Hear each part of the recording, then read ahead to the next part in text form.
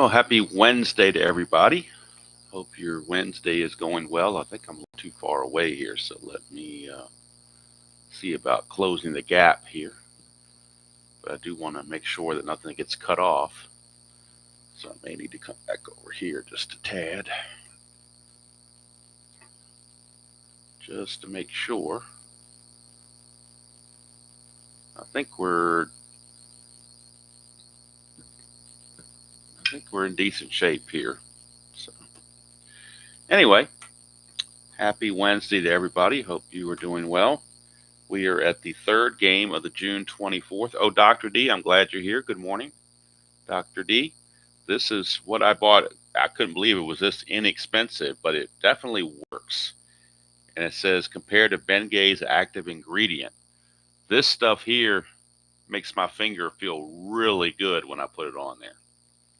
And just coming up here a few seconds ago, this pinky finger is the one that was giving me trouble. So I lathered that up and did it in, and it's feeling much better now. But when I go to grip my coffee cup, you got to curl your fingers around the coffee cup handle, and I felt a little bit of a, I don't know what the right word is for it, just discomfort, I guess is the best word for it. So I made sure I had this with me, and I'm telling you, this is good stuff. Not to do an advertisement for them, but it's good stuff. That's all I can tell you. All right, but I'm here. I'm glad you're here, Dr. D. Hope you're doing well. We're at Tiger Stadium. Very important game in the American League East as both these teams try to catch Milwaukee. We are game 485 overall. Tiger Stadium, not too good for singles, 2 and a 1, but definitely good for home runs, 14 and 11. Toronto won the real game 5-3 as Rance Mulliniks hit 2 home runs, real world. Jack Morris pitched a complete game, but lost anyway. And so the pitching matchup in this one is John Cerutti, a left-hander, against Jack Morris, the right-hander.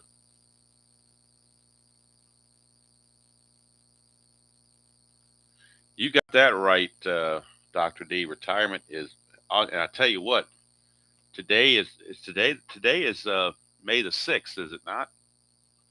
That means I'm officially 11 months into retirement because I retired on D-Day, June 6th of last year. So 11 months in, I have not been bored for 1 second, not at all. Of course, this card and dice hobby helps quite a bit. But, other things I'm doing as well, just not having to answer anybody is really huge. All right. So Jack Morris, let's look at what he did in the real season. Jack Morris, 1987, he was 18 and 11 with a 338 earned run average. That's on his real season. Look at the replay. So far, he is 8 and 5, ERA of 3.35. So pretty much right on line because 3.38, 3.35, not much difference you can get there. He's pitched 110 innings, only 76 hits allowed, so his hit-to-walk ratio is excellent. 27 walks, 94 strikeouts. So all his numbers by themselves are excellent. He just not get there's just some games he doesn't get run support. What can I tell you? Denny McClain, 1968 season. I'm assuming you're talking about in Strat-O-Matic. The only thing I thought about, and I thought about getting the 68 season in Strat-O-Matic, but I already have 67 and 69, so I thought, well, do I really want to do that? But I thought about doing that at some point. The only problem with playing replays for guys like Gibson or McClain is it's going to be hard to replicate that in Strat-O-Matic because of the 50-50 nature of the game. They're going to have, half their chances are going to be off the batter card, so they could get lit up a lot more than they would in real world. But you never know. Hard to say. All right, so the Blue Jays 44 and 25, chasing the Brewers, and Detroit trying to stay in it as well, 37 and 30. So Tony Fernandez will lead things off for the Toronto Blue Jays, switch hitting shortstop. One note on the lineup today, they are giving Lloyd Mosby the game off, is Toronto. So they got Jesse Barfield in center field instead of right field, which means he is a 2 instead of a 1. Rick Leach is your right fielder. Now, I did notice in the real game, after Toronto got the lead, they've moved Barfield back to right and brought in Mosby to play center field. So I may employ that same strategy if Toronto is in the lead. And it seems like it makes sense. Might do that. Tony Fernandez hitting 341 on the replay, 3 homers, 26 driven in. Hit 322 real world. And before we have the first pitch, we have the ceremonial first sip, but I'm going to hold the cup like this because I don't trust my curled up fingers there to not drop the cup. So we're going to go with the ceremonial first pitch in this fashion. Do what you got to do, as they say. And Dr. D, if I get any kind of a flare-up or anything that seems uncomfortable, I got this right by my side, and I'm ready to apply it when needed. And I'll tell you what, I get instant relief when that happens. So that's was one of the better things I've purchased at Walmart for a long, long time.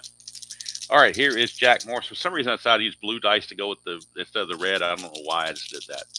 But here's Morris against Fernandez, and we're underway. 3-5, and that's a 1-16 single, so it's a leadoff single for Tony Fernandez. He continues his hot hitting, and he needs a 6 or a 7 to obtain a good lead. Jack Morris' pitcher-catcher quotient is a 0. He's a +2, but Mike Heath's a -2. So to get the lead, needs a 6 or a 7, then it would be a 1-16 if he got it. He does not get the lead, but that's a 2. There's a chance Morris may balk. But his balk rating is a 2. So no balk, but that means Fernandez can't get the lead anymore. He has to hold. And here's Rance Mulliniks. Like I said, in the real game, he hit 2 home runs in this real game. So he was definitely a star. See what he can do in this game. He is hitting 361 on the replay. 7 homers, 25 driven in. He hit 310 real world. 2-5, and he's going to hit a solid double clean to center field. Chet Lemon runs it down. With nobody out, they will hold Fernandez at third base. Second and third, nobody out. And now the big boy is coming up. Morris in trouble early. Here's Jesse Barfield. They're going to play back. They will give up 1 run. They don't want to give up multiple runs if they can avoid it.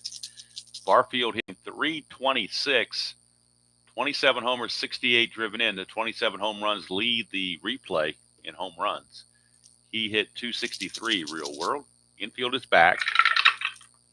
110, but it may not matter. It's a ballpark blast. And that's an 8. That's gone. A 3-run home run, Jesse Barfield. He has hit his 28th home run of the replay. He has already matched his home run total. That was his 28th home run. And he has hit 28 home runs real world. And this is home run number 28 on the replay. It took him 590 at bats to get 28 home runs in the real world. On the replay, this is at bat 277. So not even halfway through, and he's already matched his home run total. Unbelievable. But look at it again. 110 is a ballpark blast, and that's an 8. And Tiger Stadium's an 11. So it is gone. A 3-run home run from Jesse Barfield. Number 28 on the season. And Toronto is jumping all over Jack Morris 3-0. Maybe the blue dice are causing Jack Morris problems. I don't know. 28th home run. RBIs 69, 70, and 71 for Barfield. And it is 3-0 before the seats are even warm here at Tiger Stadium. Jack Morris looking a little befuddled. Sparky doesn't know what to say either. Good morning, Dan. Good to see you. Jack Morris says you might need another sip of coffee before I pitch again. All right.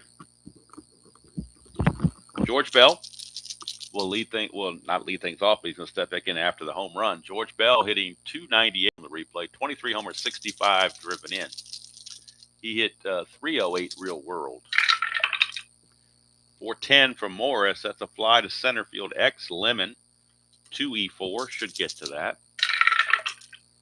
I don't know that I say that, and then he rolls. Then the double die comes up as a 2. 2 and a 2. He will not get to that. That's going to be a single. But that's a 5, a rare play. I don't know how rare these rare plays are going to be. But the SI2 rare play, batters the single with base runners advancing. Well, there's no base runners. But it did say, as the batter rounds first, the fielder throws the ball behind him and catches him off the bag for the out. So I guess we'll keep that, even though there's not anybody on base. So he's going to single, but they will throw behind him. And so So Lemon comes up firing. So it's going to be a single. But he's going to be out 8-3 at first base. Kind of an unusual put out there, but that's the only way I can know to score it. So a single, but he's going to be out 8-3.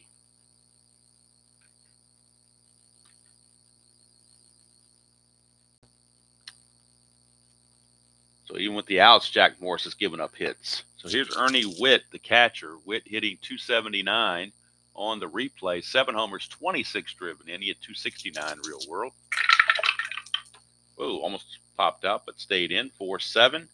Ground ball second base X. We're looking at Lou Whitaker. Whitaker a 2E20. 2 and a 3. Boy, the double die is just not doing him any favors at all. 2 and a 3. 2 and a 3, though, he will get to it. G3. That's a 7, so it shouldn't be any problem with a 7 and an E20, I don't believe. Nope, no problems there. So Whitaker makes the play. 2 down.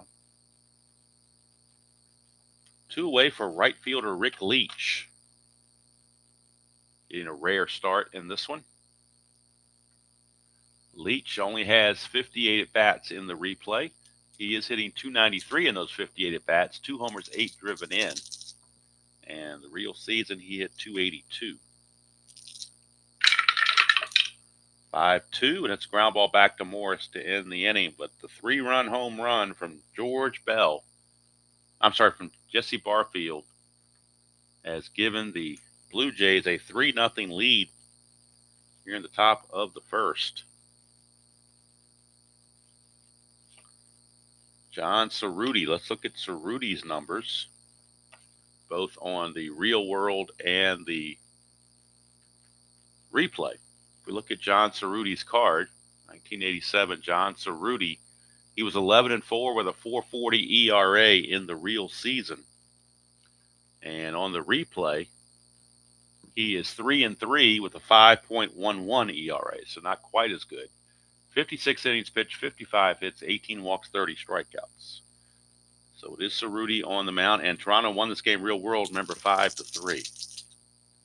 Whitaker at the plate hitting 292, 14 homers, 50 driven in. He hit 265 real world. Lefty-lefty matchup, 3-7 is a solid single for Lou Whitaker. Cerutti is a -4 hold, as he's got the -4 here, and Witt's a 0. So Whitaker, if he got the lead, it would drop down to a 1-10, and you're already down 3-0. So I think they're going to keep Whitaker where he is. Normally, I automatically steal when a guy, or try for a lead when a guy has an asterisk, but given the score and given the fact you got Madlock, Gibson, and Trammell coming up, we're not going to run ourselves out of an inning. So we're going to keep it going. Here's Bill Madlock. Madlock on the replay hitting 296, 2 homers, 6 driven in. He's 279 real world. And, of course, now that I don't run him, watch Madlock hit into a double play. 5-4. Nope, it's a ballpark single check. It's not very good. It's only a 1, so that'll be a pop-up to first base. You're going to pop it up to Upshaw. 1 away, and that'll bring up Kirk Gibson. Another lefty-lefty matchup. Kirk Gibson hitting 330 on the replay. 12 homers, 38 driven in. He hit 277 real world. We get a 2-9, and that's a base on balls. So that brings a tying run to the plate in Alan Trammell, and he's certainly capable of tying this game. He is the league's leading hitter in the replay by far. Well, not by far, but he's leading the league in hitting. 406 is his average, and this is in 229 at-bats, so it's not a small sample size anymore. 15 homers, 55 driven in, at 343 real world. 2, chance for a balk or pass ball. His balk rating is a 3. Pass ball rating on Witt is a 3. So it's going to be a 1-3 either way you go. And there's no balk there. So Cerutti pitching to Trammell.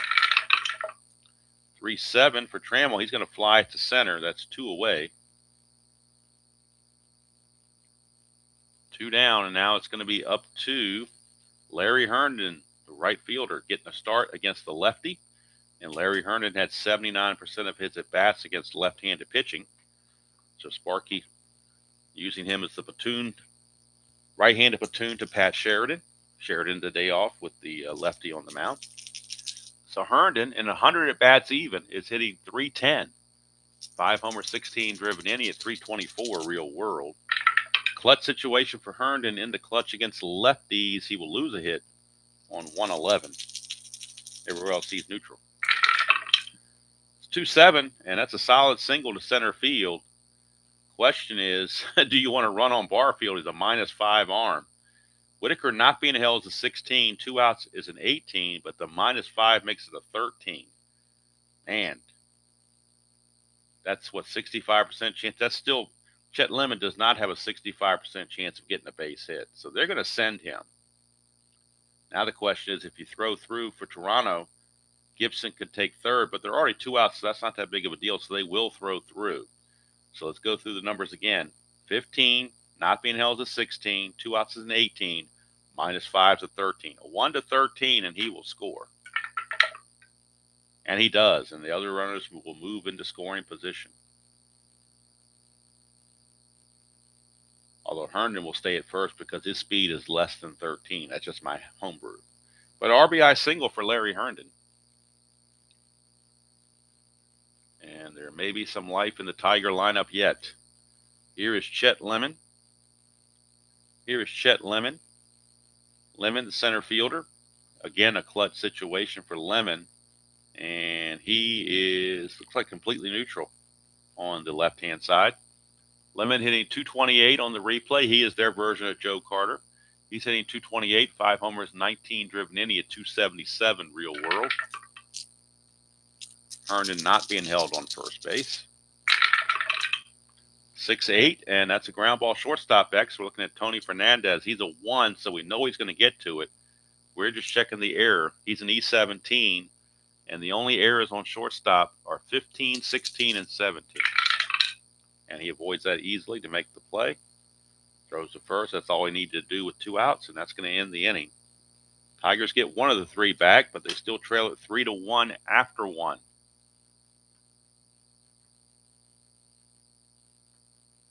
We go to the top of the second. Jack Morris looking to regroup after a rough first inning. He'll face the bottom of the order, Willie Upshaw, Fred McGriff, and Manny Lee.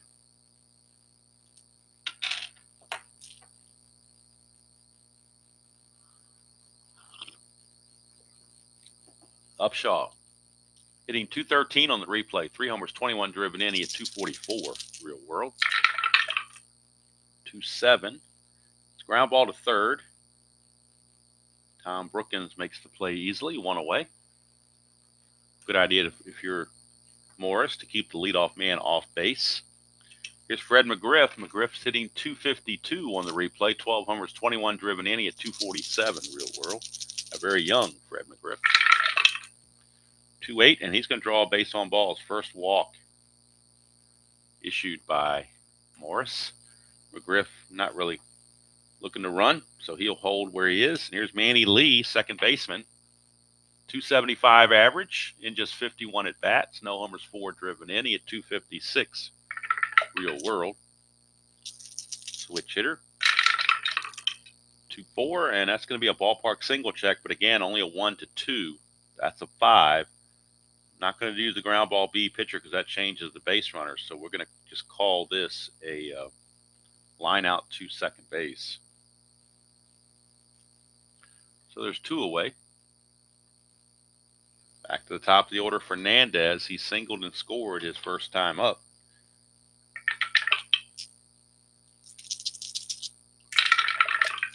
For 9, switch hitter batting left is a line out right to the first baseman, Bill Madlock, and that will end the inning. So much better inning for Jack Morris. Go to the bottom of the second, still 3-1. Sparky Anderson loading his lineup with right-handed hitters. The only lefty in the lineup is Lou Whitaker. All the other 8 batters for the Tigers are all right-handed. So you got guys that don't usually play a lot, like Herndon and Harper in the lineup. Here's catcher Mike Heath. Heath is hitting .271 on the replay. 3 homers, 17 driven in. He at .281 real world. 4-4 right-hander. Fly ball center field Exon. Who do you have out there but Mr. Barfield? He's a 2-E-3 for Barfield. 2 and a 4. That's still going to be kind of iffy. 2 and a 4. He does get to it barely. It's an F1, the very last out number. 2 and a 4. He just does get to it. That's a 10, so I know there's no errors on 10s for that. But Barfield runs it down.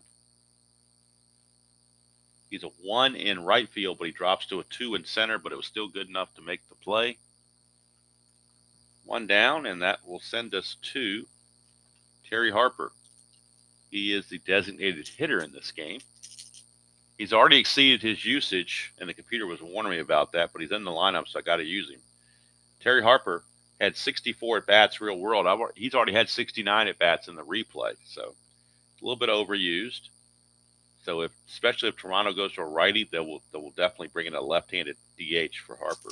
But right now he's in there, and he's hitting .232, 3 homers, 12 driven in. He hit .203 real world. 4-7, and that's a double 1-4, but that's going to be a fly out to right field. 2 up and 2 down. And that brings up Mr. Brookins, 9th place hitter. Brookins hitting .250 on the replay, 4 homers, 22 driven in. He hit .241 real world. That's a 4-10, and that's a strikeout for Cerutti. First strikeout for either pitcher in this game. Much better second inning for both pitchers as they go through pretty quickly. We go to the third, still 3-1 Blue Jays. Morris will be facing Mullenix, Barfield, and Bell. Mullenix a double his first time up. 3-11 for Mullenix. That's a ballpark blast. 1-14, and that is a 14. It's gone. Remember I said Mullenix hit 2 home runs in this game real world. He just cracks one right here. 3-11 is the ballpark blast. That is a ballpark blast, and at Tiger Stadium, the 3-11 ballpark blast, 1-14 for left-handed hitters, and that is a 14. So Rance Mullenix, art imitating life, so to speak. Mullenix with the home run. 4-1 Blue Jays. And for Mullenix, that is home run number 8 on the replay. He had 11 real world. RBI number 26. Blue Jays now lead at 4-1 as Morris has given up the gopher ball twice. And now he's got to deal with Barfield, who had a 3-run homer his first time up. 4-9, and that is a fly to right field, hauled in by Herndon. 1 away for George Bell. Bell also singled his first time up. 4-7. This is a ground ball to short. Alan Trammell is there. He's a 1. We know he's going to get to it. E21 is the only issue. And on E21, 6, or 17 are the 3 numbers to avoid. And he does that. So nice play for Trammell. 2 down. And that'll send up Ernie Witt, the catcher. 4-3, ground ball pitcher X. That's Morris. He's an E0, so we know he's not going to make make an error. Let's check his range. According to the computer, it's a 3. So the only way on a 3 you get a hit is a 1, 2, or 3. If this is not a 1, 2, or 3, he will make the play. And he makes the play. No need to roll for rare play because nobody's on base, and there are no rare plays when people aren't on base. So, home run from Rance Mullenix gives the Blue Jays a 4-1 lead.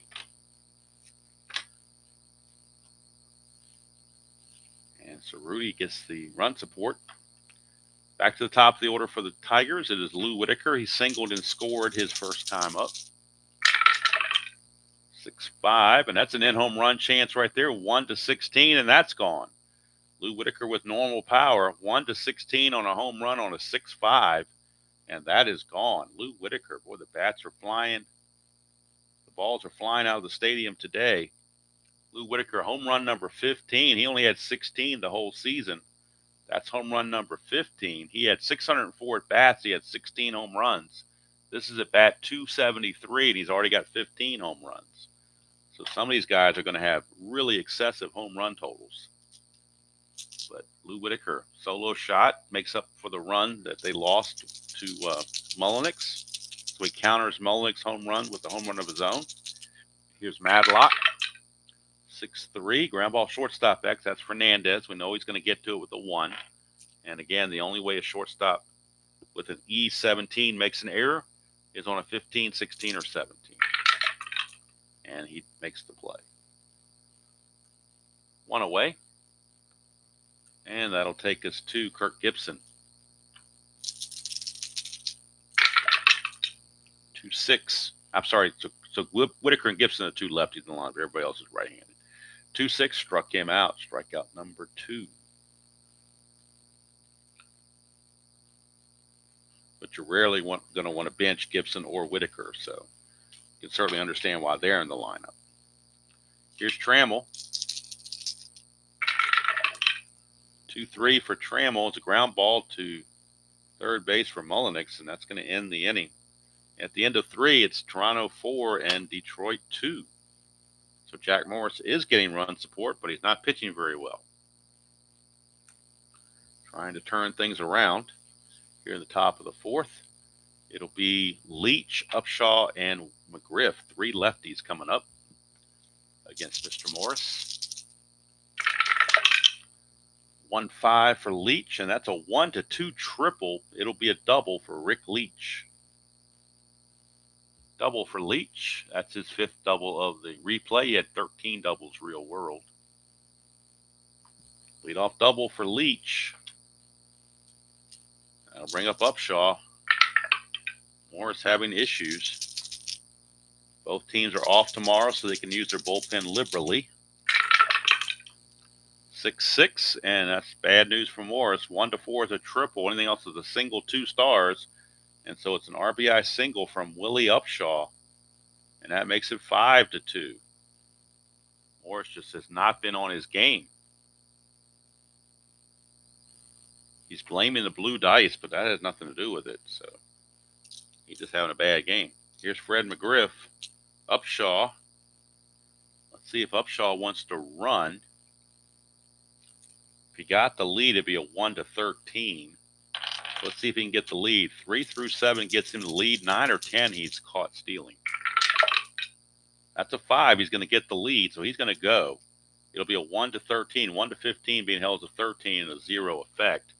Willie Upshaw on the real season, as far as stolen bases goes. He stole 10 bases, got caught 11 times. In the replay, he stole 4 bases, got caught 6 times. So he's going to try to go here a 1-13. And he's in there, stolen base for Willie Upshaw. Stolen base for Upshaw. That is his 5th stolen base on the replay. Been caught 6 times, but that's the 5th one that makes it successful. And that'll bring up McGriff now with a runner in scoring position. Still nobody out.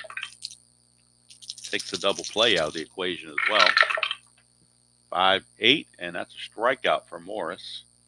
That's actually his first strikeout. Probably couldn't have come at a better time. Gets McGriff. 1 away from Manny Lee. No relation to Geddy Lee as far as I know. Or Robert E. for that matter. 4-4. That's ground ball to third base. X Brookins is a 3E21. 3 and a 17. This should be an easy play. Runner on second will have to hold on a 3-17 is a G1, so the runner on second has to hold. That's a 9, and he is an E21. No 9 there, so it's going to be a 5-3 ground out with the runner holding.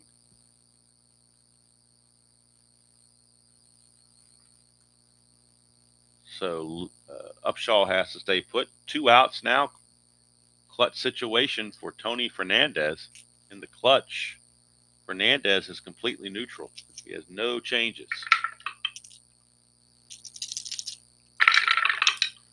3-8 for Fernandez. He will ground it to Trammell, and that will end the inning. But the double by Leach, single by Upshaw, gives the Blue Jays a 5-2 lead as we go into the bottom of the fourth. Jack Morris having some issues. Here's Cerutti. He'll be facing Herndon, Lemon, and Heath as the Tigers try to get things going here.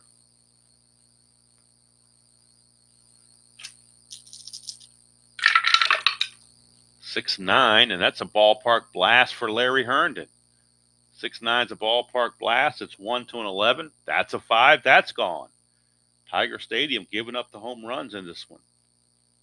Larry Herndon, a home run. Look at it again. 6'9's a ballpark blast on Cerutti. Home run 1-11, and that's a 5, and he does have normal power. So for Herndon, that is home run number 6 on the replay. He had 9 real world, and that's RBI number 18. Cuts the lead to 5-3, and here's Chet Lemon. Lemon rounded to short his first time. 212 against the lefty. That's a low max with a chance for an injury. So Lemon could be injured. Lines it to Mullenix, and now we'll check for the injury. And again, roll a D20. If it's a 1-6, he can stay in the game. 7 or higher, he's got to come out.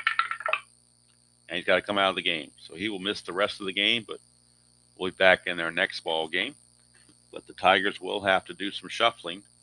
So they're going to have to bring in Pat Sheridan to play center field.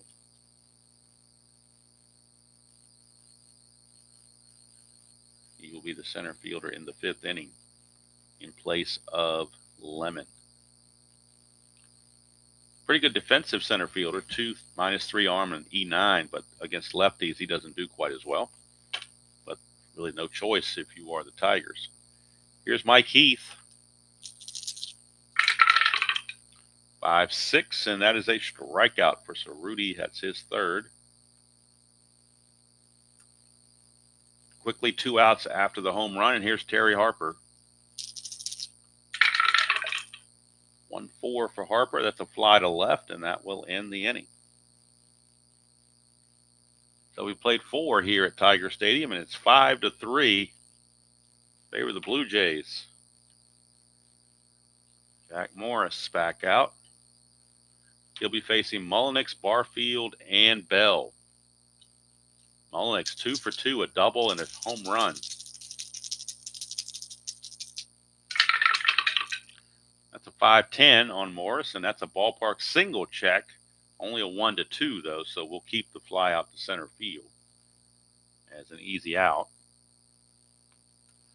One away for Jesse Barfield. Homered and fly to right. 5-9, and that is a split. 1-4 is a single. That's a 5. He will line it to Trammell at short. 2 up, 2 down. Good start from Morris. It's his first 2 up and 2 down inning of the game. Still not out of the woods yet. Still got George Bell to deal with. 1-5 for Bell, and as soon as you say he wasn't out of the woods, look at that. Clean home run, as clean as can be. As Mr. Goodman would say, clean as a baby's bottom. Right there, 1-5 for George Bell. That 1-5 home run is clean as can be for George Bell. So Morris still can't get out of trouble, even after getting the first 2 outs. George Bell, solo shot. 3rd home run of the game for the Blue Jays as the balls continue to fly out of Tiger Stadium. For George Bell, that is home run number 24 on the replay. He had 47 of them real world. RBI number 66. And the Blue Jays now lead it by the score of 6-3. Here's Ernie Witt, 4-5, and that is a fly to center to end the inning. But runs are piling up here against Jack Morris. He may not be around too much longer. Sparky may have to go to that bullpen of his, trying to give his ace a little bit more leeway, but can't go but so far. Here's Brookins. He will lead off the bottom of the 5th. 1-12 for Brookins. He's hit by the pitch. So Brookins gets plunked by Cerutti. And oops, I got something wrong with the computer. Something didn't go right. Let me fix this. didn't enter something apparently because we still had Ernie Witt at bat, so I didn't put the fly out to center. Let me get him in there for the fly out to center. Now we can put the hit by pitch in there for Brookins. So Brookins is aboard, but down 6-3. They're not going to try anything. I don't know if Brookins runs all that much anyway. He does have the asterisk, but down 6-3. We're going to eschew that strategy and just go straight to Lou Whitaker, who's singled and homered 2 for 2. Even against the lefty, he's having some success here. 6-9, and that's a walk. So Whitaker has reached base all 3 times. And to start the 5th, Cerutti, this is his fatigue inning. He's hit a batter and walked a batter. I believe he went about 7 innings real world in this game, but if he keeps pitching like this, he will, despite having a 6-3 lead, he'll be taking a quick exit. So first and second, nobody out for Bill Madlock. Back come the Tigers. Madlock 0 for 2 though. 5-7. Ground ball, second base X. This is a potential double play ball, but Lee is only a 3, so he might even get through. 3-7 certainly won't be a double play ball, but he should be at least getting out. 3-7 is a G3. His only play is going to be at first base. That's a 7, and he's an E32. There is no 7 there, but it's a G3. Nobody's being held on, so the pound's irrelevant. Just a 4-3 ground out with both runners moving up.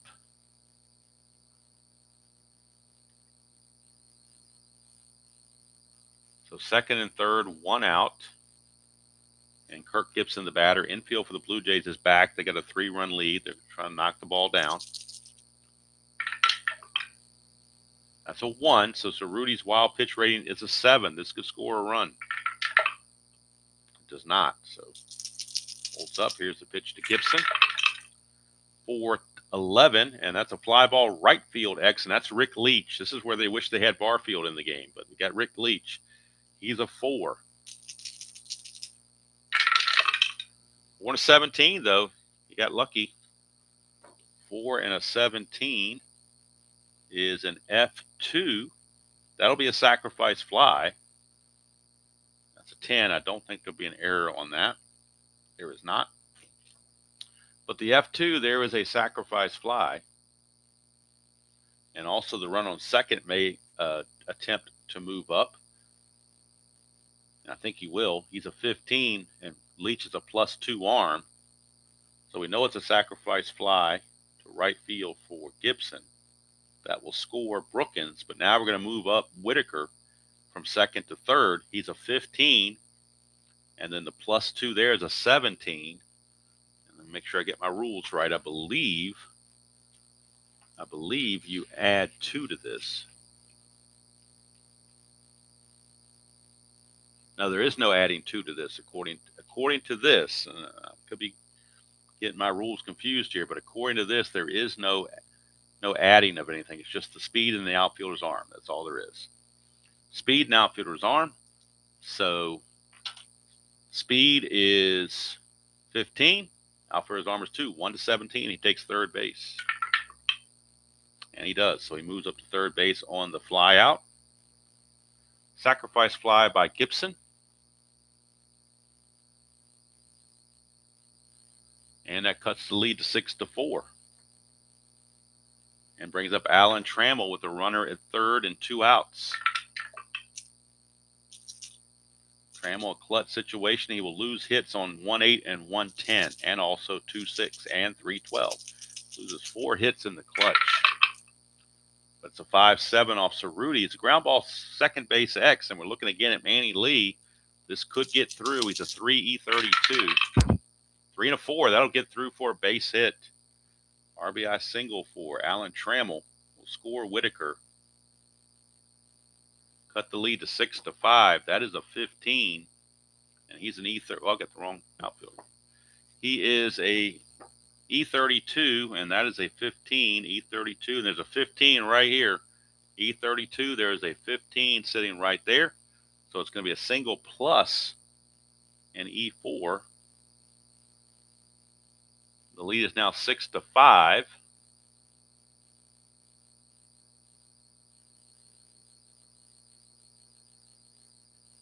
And the tying run is now at second base for Larry Herndon.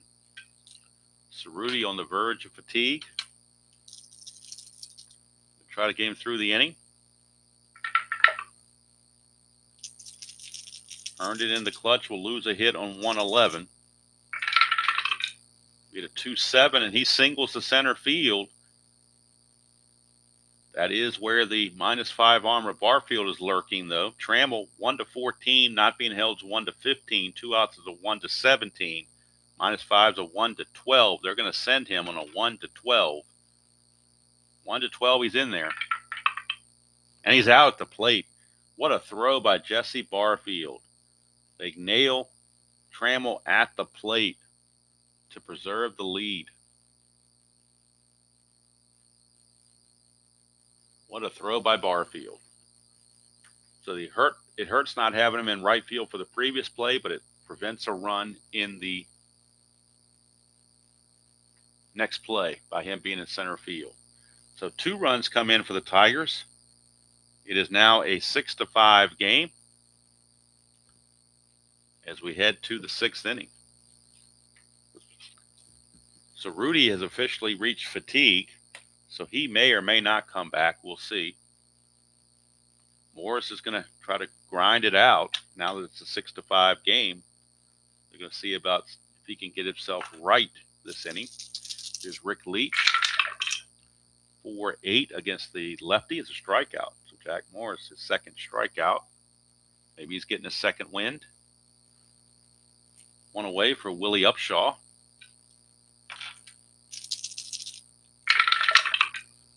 4-9, and that's a line out to Madlock for out number 2. So 2 quick outs, but that's the way the last inning started before Bell hit the home run, and now he's got to deal with McGriff, who's certainly capable of homering. 2-11, and it's a ballpark single instead of a blast, and that's a 15, so he will not get the hit. That will be a line out to second base, and that will end the inning.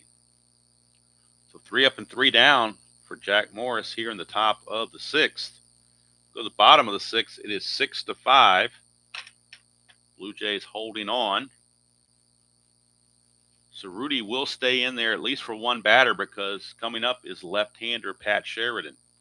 His first at bat since coming in for the injured Lemon. So Sheridan, they're going to make Sheridan bat against the lefty. They do have action in the Toronto bullpen, though. We do have action in the Toronto bullpen as Mark Eichhorn is loosening, the right-hander. Eichhorn is loosening in the bullpen. So Pat Sheridan, we'll check his numbers on the replay, see how he's doing. Compared to real world. On the replay, he's hitting .244, 3 homers, 17 driven in. He had .259 real world. So Sheridan against Cerutti. This might be Cerutti's last batter. 6-2 for Cerutti is a ground ball shortstop X. That's Fernandez. We know he's going to get to it. Again, the only errors are going to be 15, 16, or 17. And he makes the play. 1 away. And they have decided, whoops. Jimmy Williams has decided to go to the bullpen. Cerutti is going to go 5 1/3. And they will turn it over to Mark Eichhorn. Foghorn Eichhorn, if you prefer. Eichhorn, one thing that's definitely against him is his hold rating. He's a +9, so he's always a +5 for Eichhorn. But with Sheridan making the out, we can definitely close the book on Cerutti.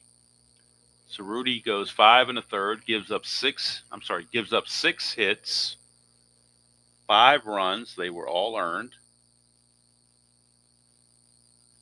He struck out 3 and he walked, I believe, 2. Looks like 2 walks and a hit by pitch with 3 strikeouts. Mike Heath is going to be your batter coming up for Detroit. There will be a pinch hitter. There will be a pinch hitter for Terry Harper at DH. They want a lefty in there, so they are going to use Darrell Evans. Will come in and hit for Terry Harper. So it'll end up being Heath and then Evans coming up, as Evans will take over as the designated hitter.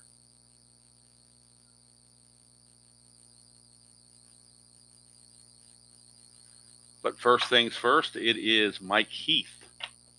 And let's get the numbers on Eichhorn. See how he's doing on the replay versus real world. Mark Eichhorn.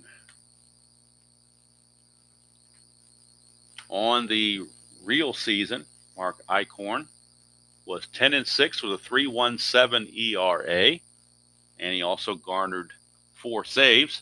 On the replay, he is 1-1 with a 3.49 ERA and 1 save. 49 innings pitched, 42 hits, 17 walks, 39 strikeouts, and he'll be facing Mike Heath. 6'10", and that is a ground ball third base X. We're looking at third baseman Mullenix, a 4.31. 4-14, he might get by with that. 4-14 he does. It's a G2. That's a 10. He's an E31, though, at third base. E31. There is a 10 right here. You don't usually get 10s for errors, but you do when you get error ratings that high. The 10s start coming into play. So that's an E5 on Mullenix. E5. Tying run is now on base. And now we got our pinch hitter, Darrell Evans, coming to the plate. So Harper's day is done, and we go to Darrell Evans off the bench.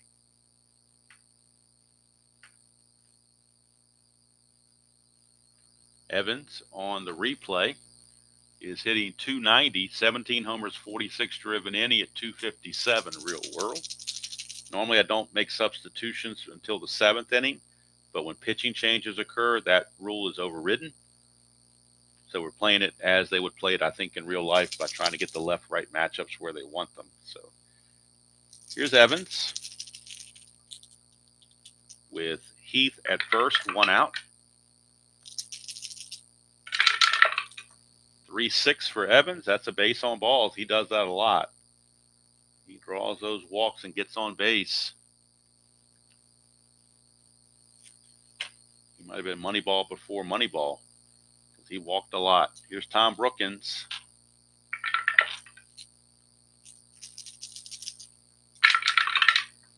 .26 for Brookins. That's a split. 1-6 is a single. It's a 15. He will line it to Fernandez. Out number 2, but now it's down to Lou Whitaker.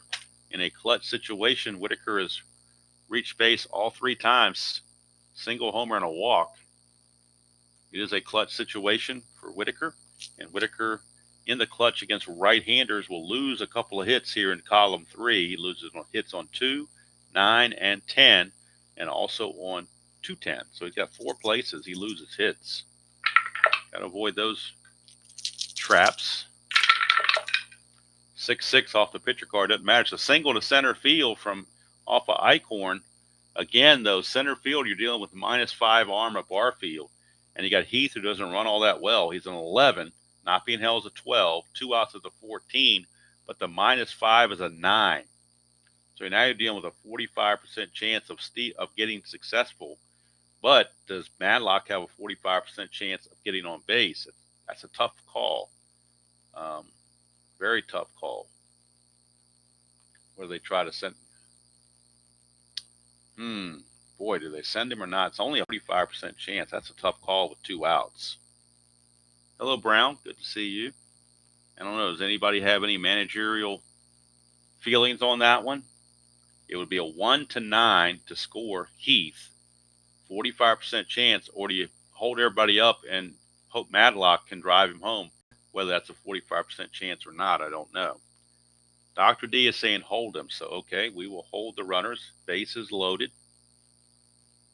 Could have pinch run for Heath, I guess, but it's kind of early for that kind of strategy. You don't want to lose Heath this early in the game. Still a few innings to go. So the bases are loaded with 2 outs. And the baton passed to Madlock. Now, Madlock is 0 for 3. See what he does in the clutch. 0 for 3. He does gain some clutch hits here. 1-9 and 1-11. He gets extra hits on the clutch. So we'll see Dr. D and Dan agrees. So let's see if the strategy pays off. Eichhorn to Madlock. Bases loaded. 6-5 ball game, but the tying run is at third. The go-ahead run is at second.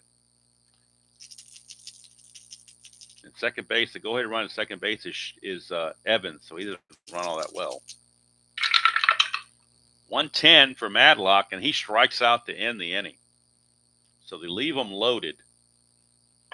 And the second guessers can say, hey, you should have sent him or whatever. But if you send him and he gets thrown out, and Barfield already threw out a runner the previous inning. So if you send him and he gets thrown out, they're going to say, why didn't you hold him? If you hold him and the next guy strikes out, you say, why didn't you send him? It's a Kobayashi Maru no-win situation. So we go to the seventh inning. Disappointment there for the Tigers.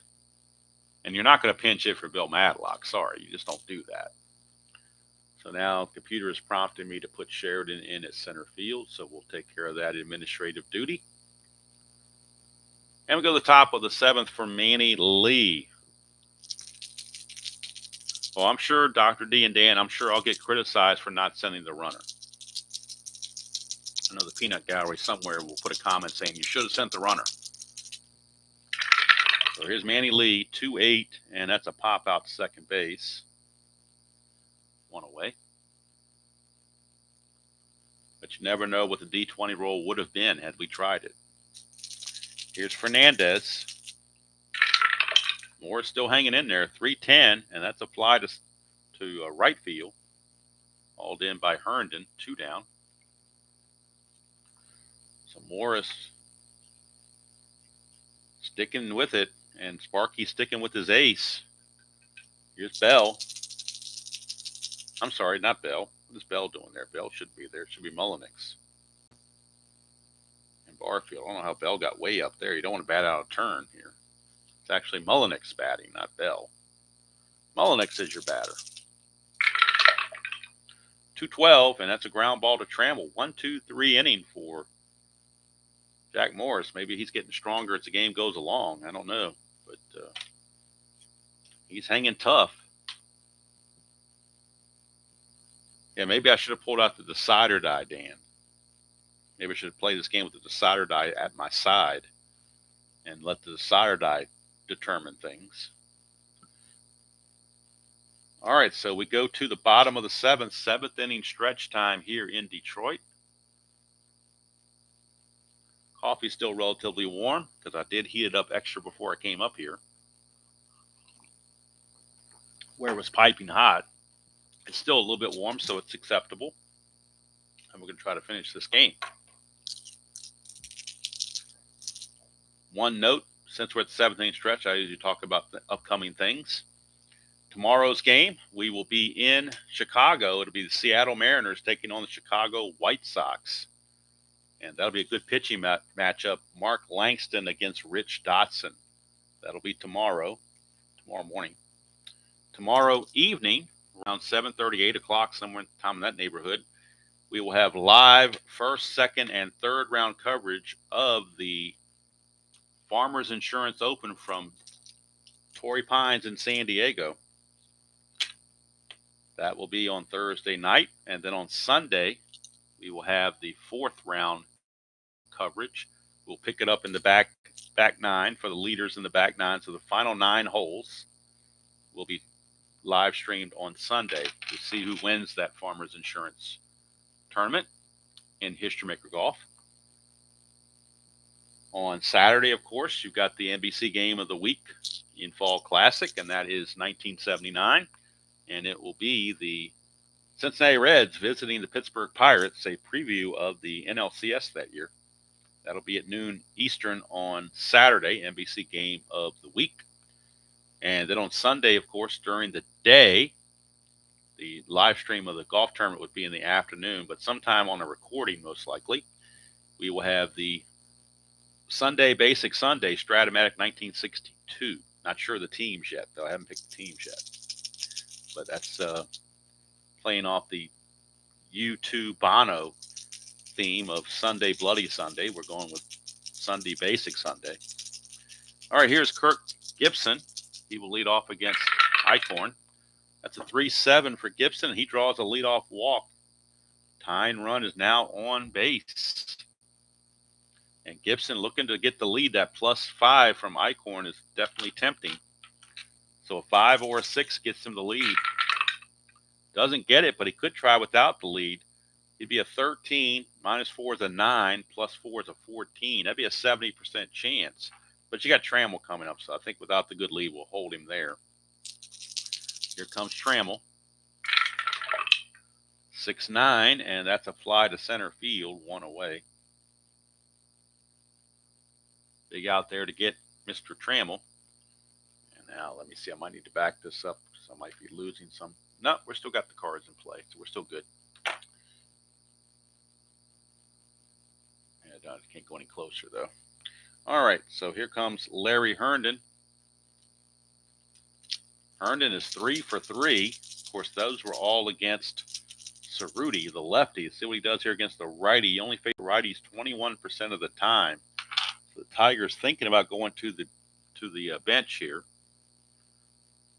Although they had to use Sheridan early, which definitely didn't want to do, but you might have to. So they're going to go. Man, you hate to take Herndon out. You know what? We're going to let Herndon hit. He's just too good of a hitter. I don't care about the left-right. He's just too good of a hitter. I don't think Sparky would have taken him out. So we're going to stick with Herndon. Eichhorn to Herndon, 4-8. Struck him out. If I'd have brought a pinch hitter in, he'd have struck out too. So sometimes it's like you say, it's a no-win situation. No matter what the choice is, it would be a losing proposition. So 2 down, and here comes Pat Sheridan. Gibson still stuck at first base with 2 outs. 6-11, and that's a base on balls. So another walk from Eichhorn. And that's going to put runners at first and second with 2 outs. Mike Heath is your scheduled hitter, but he will not bat. They will bring in Matt Noakes to pinch hit, and Noakes will stay in the game to catch. No, you don't usually like to interrupt the battery of the pitcher and catcher, but I think more to the veteran. He's pitched to Noakes enough to know that he's comfortable with Noakes, so I don't think it's going to affect him too much. But they need that bat. So Noakes will pinch hit in the 7th and catch in the 8th.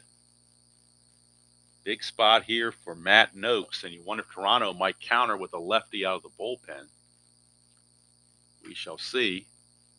Matt Noakes making his way in. Noakes on the replay is hitting .310, 18 homers, 56 driven in. He had .289 real world. We look at left-handed action out of the bullpen. Blue Jays could counter with Gary Lavelle, a lefty.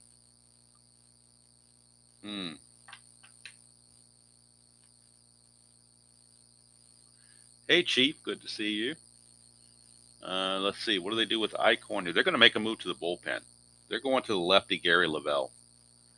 So that's going to be it for Eichhorn. They're going to counter strategy of Sparky with this other move. Lavelle will be a +1. So Eichhorn will leave, and to counter the Matt Noakes pinch hitting decision, they will bring in Gary Lavelle. So we don't want to close the book on Eichhorn yet because he's got 2 guys he's responsible for. So we'll get the numbers on Gary Lavelle as the wheels are turning in both dugouts. Gary Lavelle will be making his way in. Lavelle on the replay is 4-0, but his ERA is 6.17. 12 innings pitched, 14 hits, 9 walks, 10 strikeouts. He was 2-3 with a .553 real world. But he's in there to force Matt Noakes to face a lefty. All right, so Lavelle pitching to Noakes. In a clutch situation, Noakes against the lefty will lose some hits. 1-6 and 1-12 are outs now from Matt Noakes.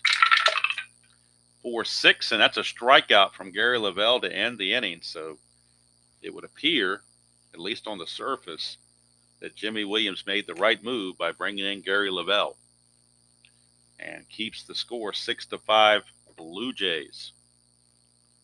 Morris, this will be his fatigue inning coming up, number 8. But he has retired 7 in a row since the home run from Bell. But now he's got a tough sled to go with Barfield, Bell, and Witt coming up. Now he can do the, well, first of all, the computer's going to make me put Noakes in at catcher, so I can't proceed until that happens.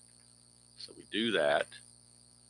Then we go to the box score and get the totals, complete totals on Mark Eichhorn's day. Eichhorn is going to go an inning and a third, gives up a hit, no runs, 3 walks and 2 strikeouts. So he survived 3 walks in just an inning and a third inning. He inning and a third, and he walks 3 batters, but somehow he got away with it. So we start at the top of the 8th. It'll be Jesse Barfield. He had a big 3-run homer in the first inning to kind of set the tone for the game with all these home runs. 5-9 is a split. 1-4 is a single. That's an 18. He will line it to Trammell. And now that is 8 in a row retired by Jack Morris. He did pitch a complete game in real world in this game. Here's George Bell. He took the loss, but it was a complete game loss. Here's George Bell. 5-4, and that's going to be a strikeout. 9 in a row. That's the 3rd strikeout for Morris. 9 in a row retired by Morris. Here's Ernie Witt.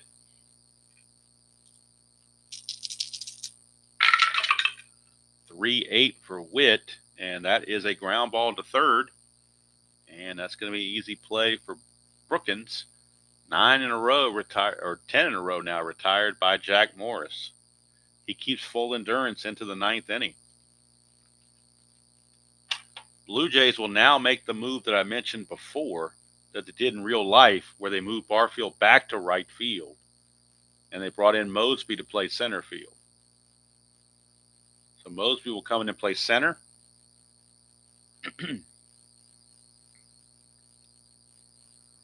In the 8th inning, in place of Leach, and Barfield will move back to right field where he becomes a 1 again. So that's the quick move they will make there to improve the defense. They don't want a 4-rated outfielder out there letting balls drop for doubles. So they will go to that move. Barfield switching over to his familiar spot in right field, and Mosby coming in to play center for Rick Leach. And Mosby will lead off the 9th inning. All right, so Darrell Evans is going to be your batter. So Leach is out of there, and Lloyd Mosby will be the new leadoff hitter. So Gary Lavelle, who came in and struck out the pinch hitter Noakes to end the 7th, coming back out to face the lefty Darrell Evans, who had pinch hit for Harper earlier on. I should have wrote Evans here, I guess. Wrote it down here, but I should have wrote it up here. So lefty. Lavelle, 5-3. That's a ground ball pitcher X. He's an E0. He's a 3 E0, so he can't make an error. As a 3 and an 8, I believe that's okay. Let me double check it. For a pitcher, a 3 and an 8. It's G3. That's good enough. So Lavelle makes the play, 1 away, and here's Brookins. Normally might consider pinch hitting for Brookins, but I don't think they have anybody. Whale Wander's the only guy left that can play third base. So Brookins does pretty good against lefties, so they'll give him a chance against the left-hander.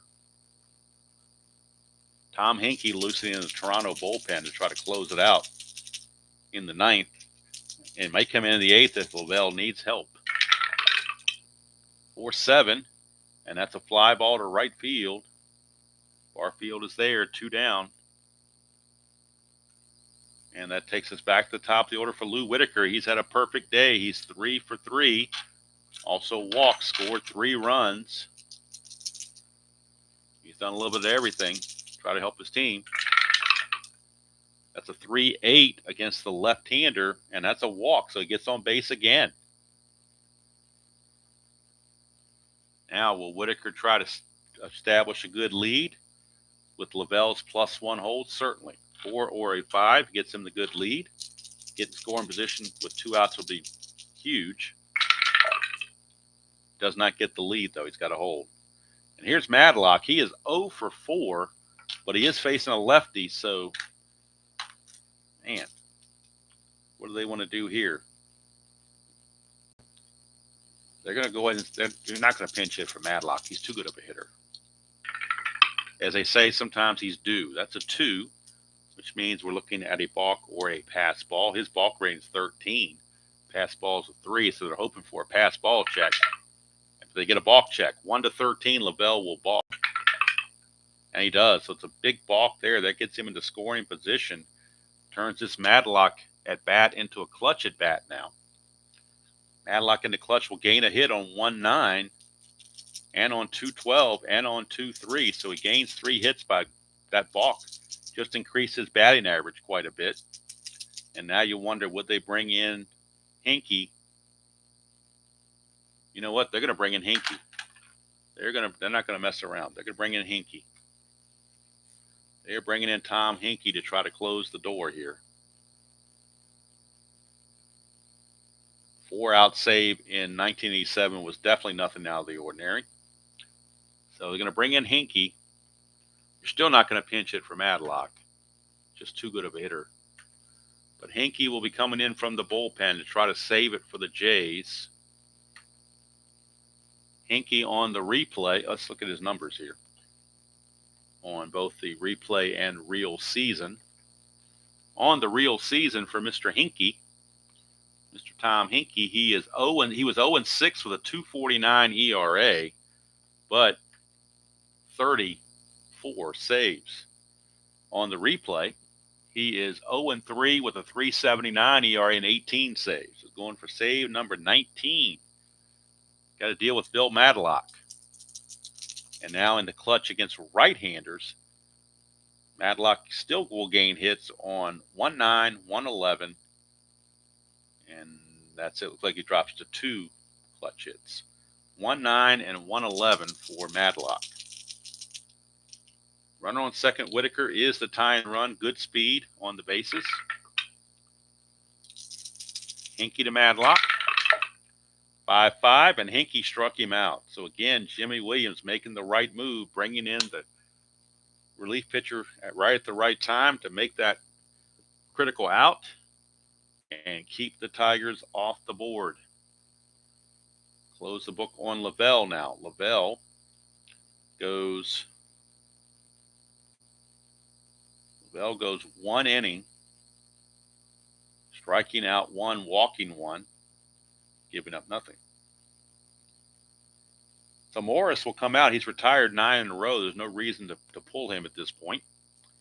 He will be facing a lot of lefties, but still, I think you can't pull him out and bring in somebody else that may not do as well.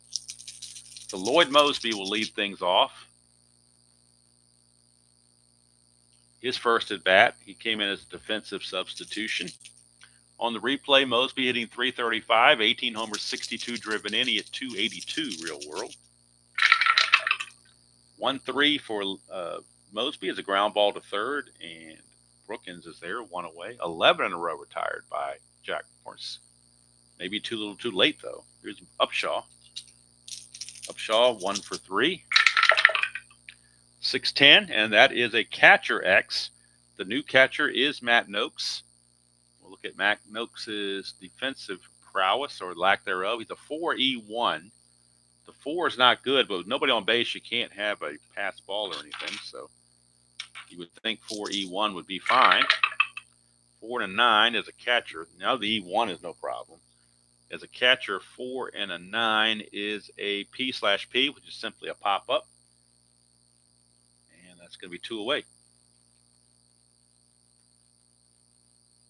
So Morris trying to end the game on a high note and give his team a chance in the 9th. Here's Fred McGriff. 4-3, and that's a ground ball pitcher X to Morris. He's an E0, so no, he can't make an error. His range is a 3, so the only way that it sneaks through is on a 1 or a 2 or a 3. Anything 4 or higher, he makes the play. That's a 3. It's going to get through for a base hit. Fred McGriff. 2-out single breaks the consecutive out streak. And now that brings up Manny Lee. Not going to pinch it for Lee. He's still the best at second base you got defensively. You don't want to ruin your defense. So Morris will face Lee, who was 0 for 3. 3-7 for Lee. It's a 1-12 single. That's a 17. He lines it to second. So Morris will go the full 9 for the Tigers. And he has kept his team in the game while they try to come back. Close the book on Morris now. He's going to go 9 innings, give up 9 hits and 6 runs, all of which were earned. Has not been an error in the other been 2 errors on Toronto, but nothing on the Tigers. Let's see here. But the errors, neither error has caused any unearned runs. So 9 innings pitched, 9 hits, 6 runs, 6 earned. He will walk.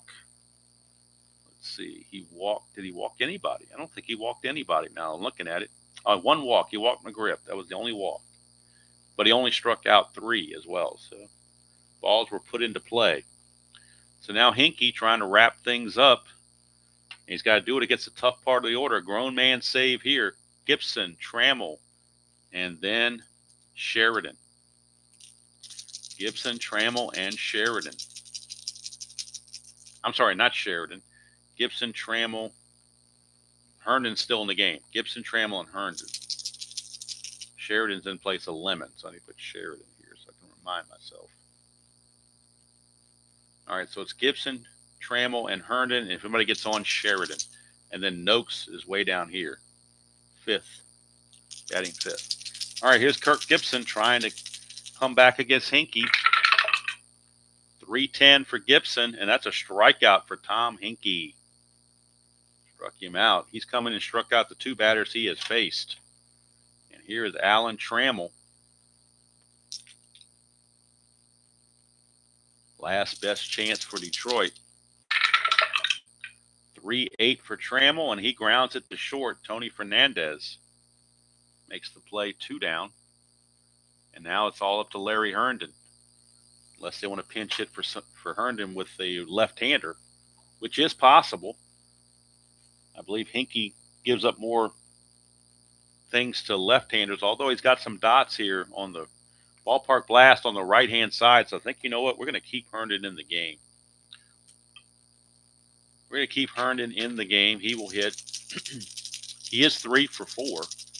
Home run, 2 singles, but those 3 at-bats were against the lefty. Now against the righty, he struck out. So that was against Eichhorn. Let's see what he does here against Hinkie with the game on the line. 3-11 for Herndon. And, he just missed a ballpark blast. He would have been out anyway, but it's a fly to right, and there's your ball game. Toronto hangs on and wins at 6-5 over the Tigers. Jack Morris, a tough luck loss. He drops to 8-6. Hinkie with save number 19. And the winning pitcher is going to still be John Cerutti. They never lost the lead, and he did go the required 5 innings. So he gets the lead. In fact, the last 4 innings were shutout ball. So he gets the win to go to 4-3. Jack Morris takes the loss to go to 8-6. Hinkie is 19th save, and we'll get the total line score to finish this one off and set you up for tomorrow. Go to the box score and get this in the books. Toronto improves to 45-25, so they will gain a game on Milwaukee. And Detroit drops to 37-31. 6 runs, 9 hits, and 2 errors for Toronto. 5 runs, 7 hits, and no errors for the Tigers. And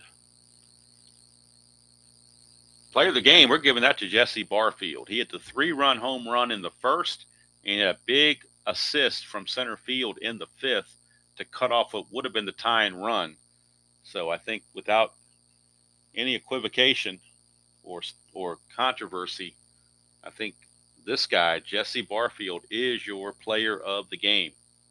Jesse Barfield hit his league leading 28th home run, a 3-run shot in the first. And as a center fielder, which is not his normal position, he threw out Alan Trammell trying to score from second on Larry Herndon's base hit to preserve the lead for the Blue Jays. So we go to the standings now and see what happens to that with this game in place. With the victory, Toronto 45-25. They pulled within 2 games of Milwaukee. Milwaukee is 46-22. So they're only a game back in the win column. They're 3 games back in the loss column for an overall 2 games back. Detroit, with the loss, drops back to 4th place. They are now 9 games behind Milwaukee. And with the Yankees winning over the Orioles, the Yankees have jumped them into 3rd place. Detroit's now in 4th place at 37-31. So looking ahead to tomorrow's game, we will be in Comiskey Park, Chicago. It'll be the Seattle Mariners taking on the Chicago White Sox. Rich Dotson for the White Sox against Mark Langston for the Mariners. That will be Saturday's game. Not sure what game we're going to do Friday. We'll have to figure it out. But Saturday will definitely be this game, or tomorrow will definitely be this game here. So there you go. What is my favorite Strat-O-Matic season? I don't know if I have a favorite Strat-O-Matic season. 82 is one of my favorite seasons. 87 is one of my favorite seasons, which is why I'm doing it. But also 82 is a favorite season. 77 is a favorite season. Those are kind of my wheelhouse seasons, to use a payoff pitch term. And I also, for historic reasons, like 1967. I like that American League pennant race that they have. But if I were ever at any point to go back and do a full season replay for both leagues, every game, if that's what I had to do, I would pick 1982. That would be my go-to season. But I decided to do 87 this time around because I've already done 82 with an NBC Game of the Week thing. So it's kind of like a replay, but not really, not a full team replay by any means. But that's why we're at 87 right now. But yeah, if I had to do it all over again and pick one season to play out every single game, it would be 1982. I was a senior in high school then, and I remember, very impressionable. Of course, didn't really think about all the nuances that are in baseball. But I was just, teenager cheering on my favorite teams. But 82, I think, would be the season I would go to if I were to do something like that again in my lifetime. That would be where I'd go. Any advice on doing a big replay? Well, I mean, not to throw any biblical reference out there to you, but there is a reference in the Bible where Jesus said, before you start building your tower, count the cost, or else if you don't finish it, people will basically laugh at you. It's kind of, I'm paraphrasing, but I would say if you're going to do a big replay, pick a season that you really enjoy, that you're invested in, that you think you will last the long haul with.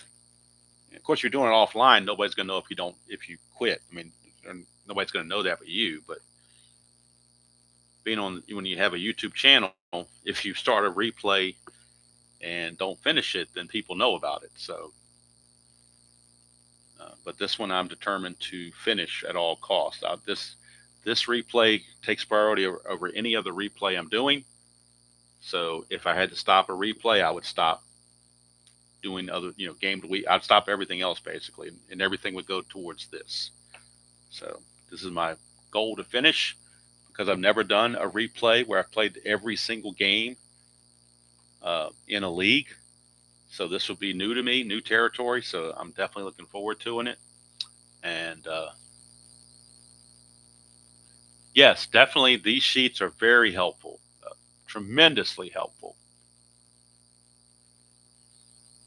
If you have the Strat season, if you're doing a Strat-O-Matic season, if you have the Strat season on computer, that's very helpful as well. If you don't, then because that helps you with the uncarded players. That way you can look at them on the computer and you have the carded players there. I guess technically you could, if you had the nameless players, you could do that, or just pick somebody that's close, and you could do Action PC or Digital Diamond or something like that to keep the stats. I would never want to do stats by hand. That would just be that would just take it out of you. It's enough energy to try to play the games without having to worry about the stats, in my opinion. But yeah, that's the best advice I can give you.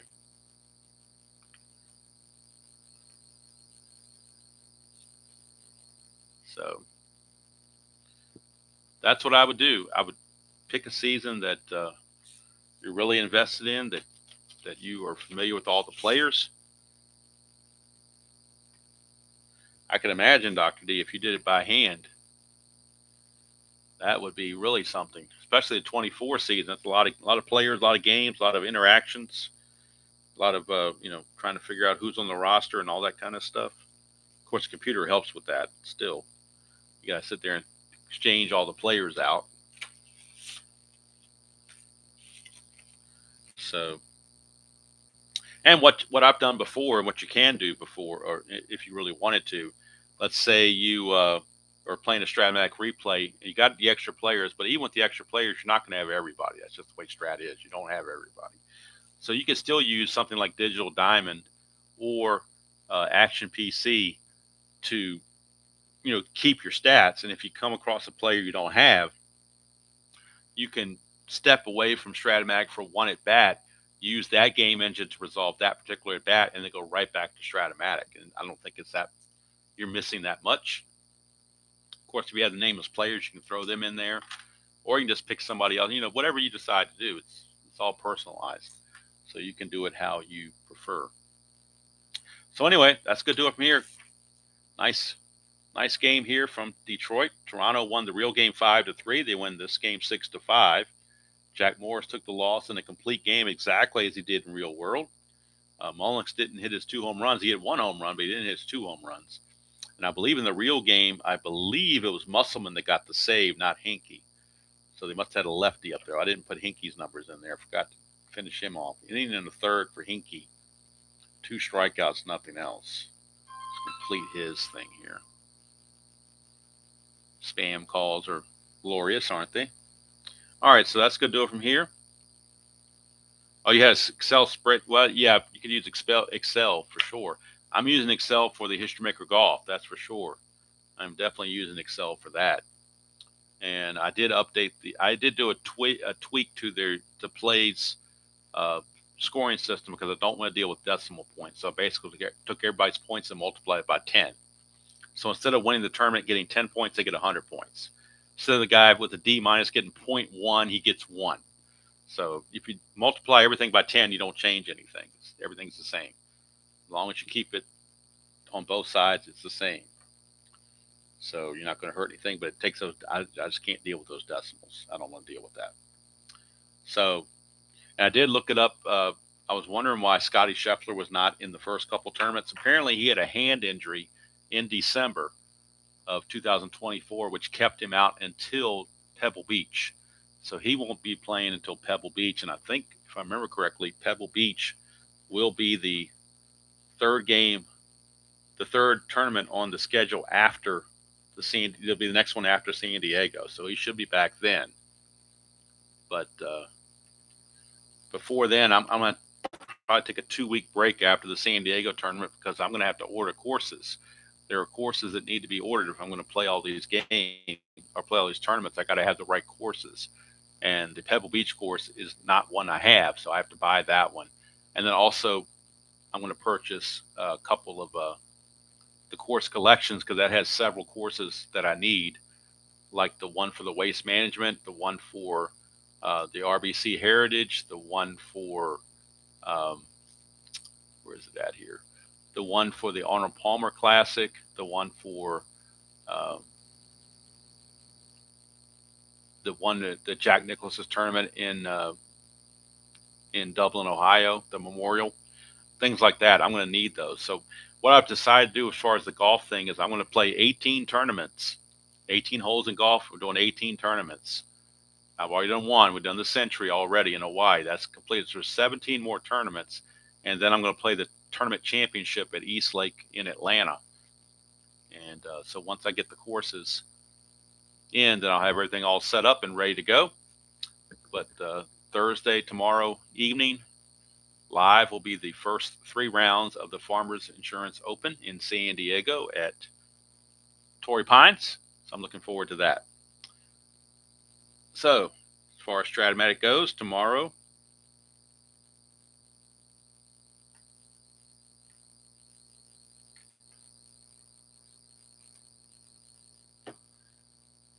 well, I know that Tenacious Earl did a video a while back on what makes a good replay.